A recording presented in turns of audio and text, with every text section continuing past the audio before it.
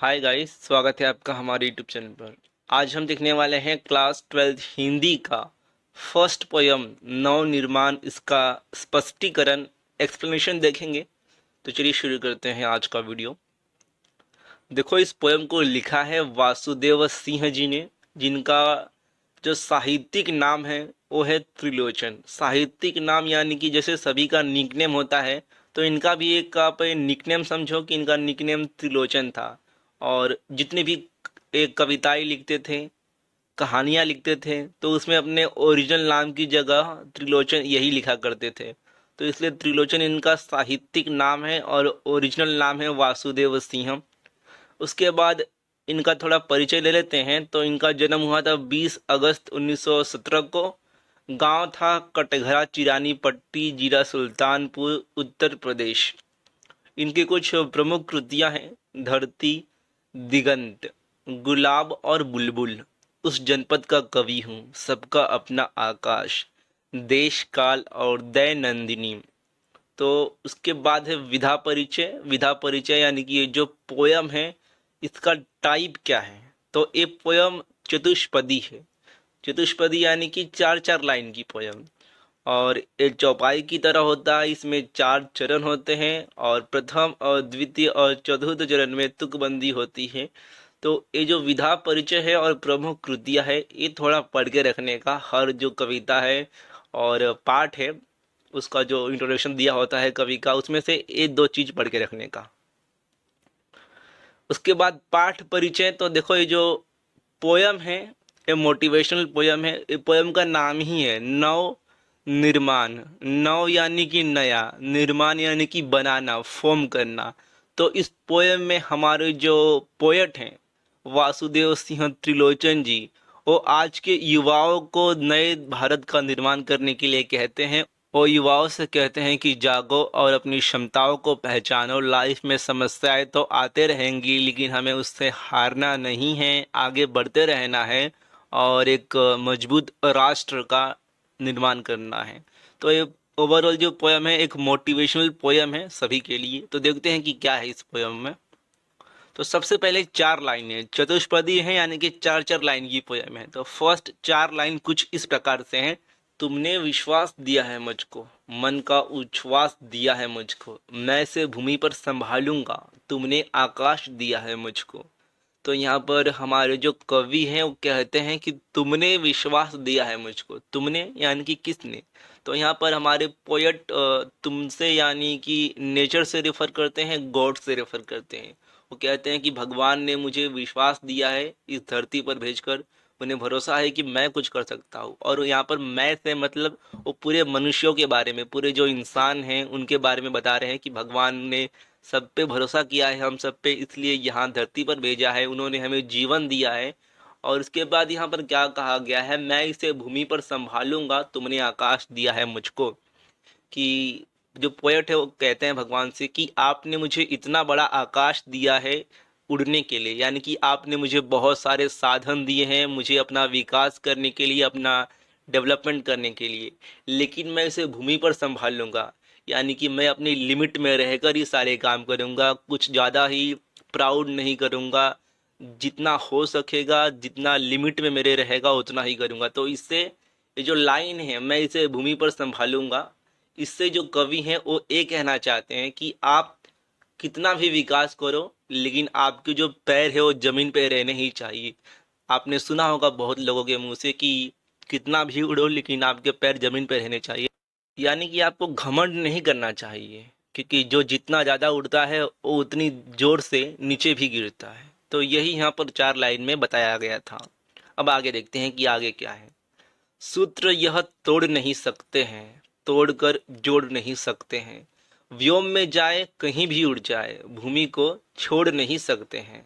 तो देखो, यहाँ पर ना जो हमारे कवि हैं वो इंसानों के लिए, मनुष्यों के लिए एक बात बताते हैं कि सूत्र यह तोड़ नहीं सकते हैं। ये सच है सभी के लिए कि इंसान चाहे कितना भी बड़ा हो जाए, कितना भी विकास क्यों ना करे, व्योम में जाए कहीं भी उड़ जाए, यानी कि आसमान में कितना भी ऊंचा उड़े, लेकिन ये सच है कि उसे भूमि पर आना ही पड़ेगा, वो जमीन पर आएगा ही। तो इसलिए यहाँ पर यही बताया गया है जो मैंने अभी लास्ट में कहा था कि हमें घमंड नहीं करना चाहिए, क्योंकि जो जितना ज़्यादा उड़ेगा वो उतना ही नीचे जोर से आएगा। तो ओवरऑल इन लाइन्स में यही कहा गया है, हमारे लिए यही संदेश है कि हमें ज़्यादा ही कुछ घमंड नहीं करना चाहिए अपनी सक्सेस पे। हम चाहे कितना भी कुछ कर ले लाइफ में, कुछ भी अचीव कर ले, लेकिन हमें ज़मीन से जुड़ा हुआ होना चाहिए। हमें अपनी रूट्स को, अपनी जड़ों को भूलना नहीं चाहिए। अब आगे देखते हैं कि आगे क्या लाइन्स है। आगे है, सत्य है राह में अंधेरा है, रोक देने के लिए घेरा है, काम भी और तुम करोगे क्या, बढ़ चलो सामने अंधेरा है।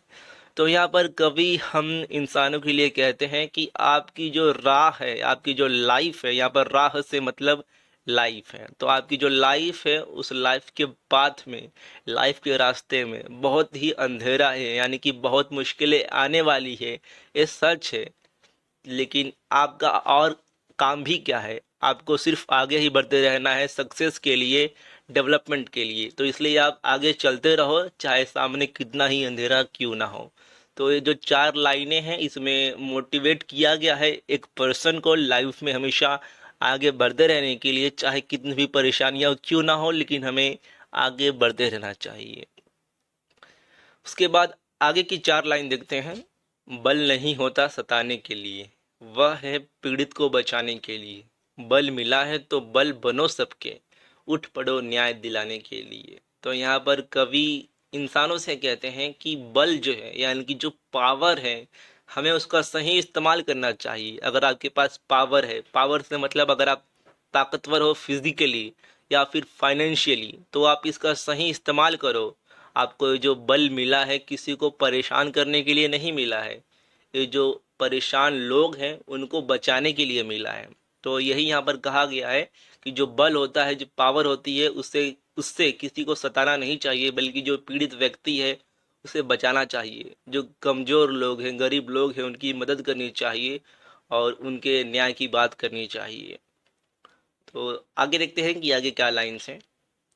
जिसको मंजिल का पता रहता है, पथ के संकट को वही सहता है, एक दिन सिद्धि के शिखर पर बैठ अपना इतिहास वही कहता है। तो यहाँ पर देखो, जो हमारे कवि हैं वो क्या कहते हैं कि ऐसा व्यक्ति, ऐसा एक आदमी जिसको पता है कि उसे उसकी लाइफ में क्या करना है, उसे उसके गोल के बारे में पता है, तो ऐसा व्यक्ति, ऐसा पर्सन ही एक दिन कामयाब होगा और सक्सेस के माउंटेन पर, देखो यहाँ पर क्या बोला है, सिद्धि के शिखर पर, यानी कि जो कामयाबी है, सफलता है, उसके पहाड़ पर, उसके शिखर पर बैठेगा। और वैसे ही जो पर्सन होंगे, लोग उनके बारे में सुनना पसंद करेंगे। तो ओवरऑल यहाँ पर यही कहा गया है कि आपको, एक पर्सन को गोल क्या है, अल्टीमेट गोल क्या है, वो पता होना चाहिए। आपको ये पता होना चाहिए कि आपकी मंजिल क्या है लाइफ में, जीवन में आपको करना क्या है, ये पता होना चाहिए। तभी आप जितनी भी परेशानियां आएगी उस रास्ते में उसका सामना कर पाओगे और कामयाब इंसान बन पाओगे। आगे देखते हैं कि आगे क्या है।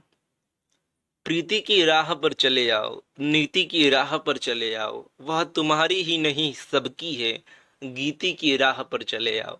तो यहाँ पर कवि जो है वो हमें ये बताते हैं, प्रीति की राह पर चले आओ, प्रीति यानी कि प्यार और प्रेम, उसके बाद नीति यानी कि मोरालिटी, और गीत यानी कि सॉन्ग। तो प्रीति की राह पर चले आओ, नीति की राह पर चले आओ, यानी कि हमें लाइफ में सबसे प्यार से रहना चाहिए, सबसे मिलजुल कर भाईचारे के साथ रहना चाहिए और मोरालिटी के साथ रहना चाहिए, नैतिकता के साथ रहना चाहिए। सबसे मिलजुल कर रहेंगे तभी हम आगे बढ़ पाएंगे। और यहाँ पर क्या है, वह तुम्हारी ही नहीं सबकी है, यानी कि अगर हम मोरालिटी के साथ, प्यार और प्रेम के साथ रहेंगे तो सबका ही विकास होगा, किसी एक पर्सन का नहीं होगा, सब लोग साथ में डेवलप होंगे। गीति की राह पर चले आओ, यानी कि प्यार से रहो सबके साथ, गाते हंसते गाते रहो। तो यही यहाँ पर एक भाईचारे की बात की गई है इन 4 लाइनों के द्वारा। उसके बाद आगे है, साथ निकलेंगे आज नर नारी, लेंगे कांटों का ताज नर नारी, दोनों संगी है और सहचर है, अब रचेंगे समाज नर नारी।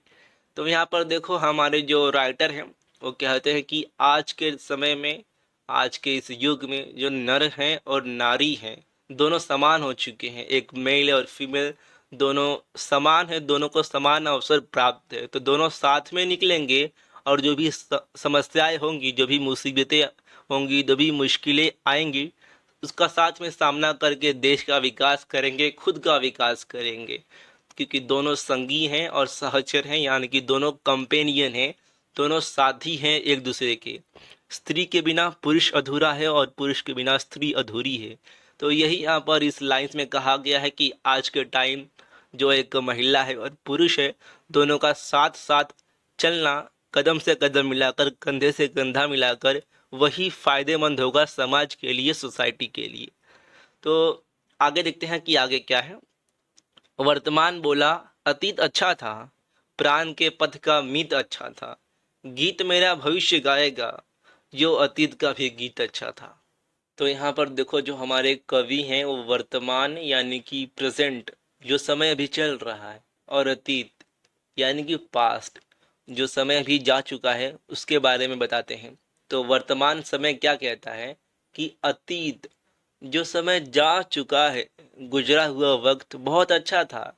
उस समय जो प्राण के पथ का मीत, यानी कि उस समय मेरे साथ जो लोग थे, जो दोस्त यार थे, वो अच्छे थे। उसके बाद यहाँ पर है गीत मेरा भविष्य गाएगा, यूं अतीत का भी गीत अच्छा था।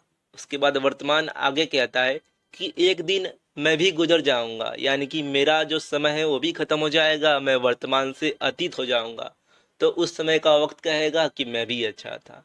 तो ओवरऑल इन 4 लाइन में यही कहा गया है कि जो समय है, जो टाइम है, वो जाते रहता है। लोग पहले भी थे, अभी भी थे। अभी के लोग ये बोलते हैं कि पहले के लोग अच्छे थे, धीरे धीरे हम भी पुराने हो जाएंगे, तो आगे के लोग बोलेंगे कि वो लोग भी अच्छे थे। तो टाइम बीतते रहता है, इसलिए हमें डेवलपमेंट, विकास करते रहना चाहिए, और जो भी समस्याएं आती हैं उनका सामना करते रहना चाहिए। तो यही था हमारा पोयम नव निर्माण, यानी कि समाज का नए ढंग से निर्माण करना, खुद का निर्माण करना, इस देश का निर्माण करना। ओवरऑल एक मोटिवेशनल पोयम थी, जिसमें यही बताया गया है कि आजकल सबको साथ में मिलकर विकास करना होगा। जो भी समस्याएं आएंगी, जो भी परेशानियां, मुश्किलें आएंगी, उसका सामना करना होगा। मिलते हैं अन्य किसी वीडियो में, तब तक के लिए आप मुझे इंस्टाग्राम पर फॉलो कर सकते हो अपने डाउट पूछने के लिए। वीडियो पूरा देखने के लिए धन्यवाद।